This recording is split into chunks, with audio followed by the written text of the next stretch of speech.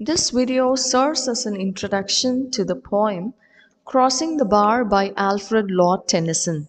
All of you take your book and turn to page number 15. Let's learn something about Alfred Lord Tennyson. Alfred Lord Tennyson was born in 1809 and died in 1892. He was the most renowned poet of the Victorian era. Victorian era is from 1837 to 1901. His works includes In Memoriam, The Charge of the Light Brigade, and Idylls of the King. More than any other Victorian writer, Tennyson has seemed the embodiment of his age. Embodiment means the representation or personification of his age. His age here refers to the period in which he lived, that is the Victorian age, both to his contemporaries and to modern readers. So let me repeat this line. More than any other Victorian writer, Tennyson has seemed the embodiment of his age both to his contemporaries and to modern readers. As poet laureate and thus official poetic spokesman for the reign of Victoria, he felt called upon to celebrate a quickly changing industrial and mercantile world with which he felt little in common, for his deepest sympathies were called forth by an unaltered rural England. The conflict between what he thought of as his duty to society and his allegiance means loyalty, to the eternal beauty of nature seems peculiarly Victorian. Even his most severe critics have always recognized his lyric gift for sound and cadence, a gift probably unequaled in the history of English poetry, but one so absolute that it has sometimes been mistaken for mere facility. Facility means skill, cadence means modulation.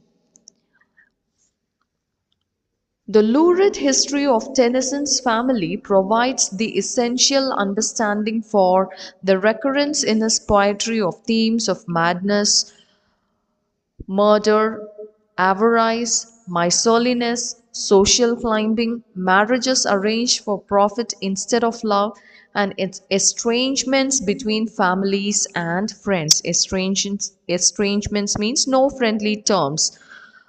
So the lurid history, lurid means the unpleasantly bright in color. That is the unpleasant history of Tennyson's family provides the essential understanding for the recurrence or in his poetry of themes of madness. So in his poetry you'll find the themes of madness, murder, avarice, miserliness, social climbings, marriages arranged for profit instead of love, and estrangements between families and friends. And he was influenced by his sad and unpleasant family history. Tennyson wrote Crossing the Bar in 1889, 3 years before he died. Tennyson uses the metaphor of a sandbar,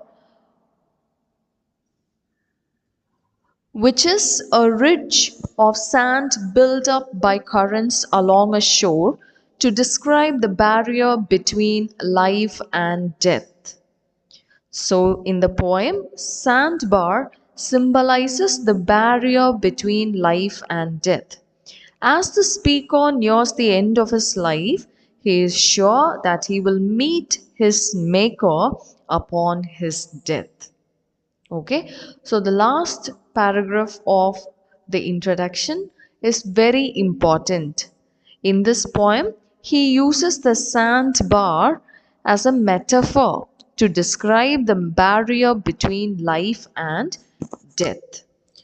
Let's learn something about the poem now, because without understanding all these things, it will be very difficult for you to understand the poem. The poem Crossing the Bar has allegorical significance. Okay, so what is an allegory? An allegory is a narrative which describes one coherent set of circumstances but signifies a second set of meanings. So, in simple terms, an allegory reveals a hidden meaning. Okay, so we have a literal meaning and there is a hidden meaning also present in this poem. The poem Crossing the Bar at the first glance appears to be an objective poem which describes a voyage across the sandbar at the harbor's entrance into the sea. It has a deeper meaning, and every aspect of the poem works at two levels: literal and allegorical. Okay, so we have a literal meaning and there is a deeper meaning for this poem. And in order to understand the allegorical or aspect of this poem, you should know the symbolisms used in this poem. Let's have a look at them. Sunset in this poem refers to the old age of the speaker.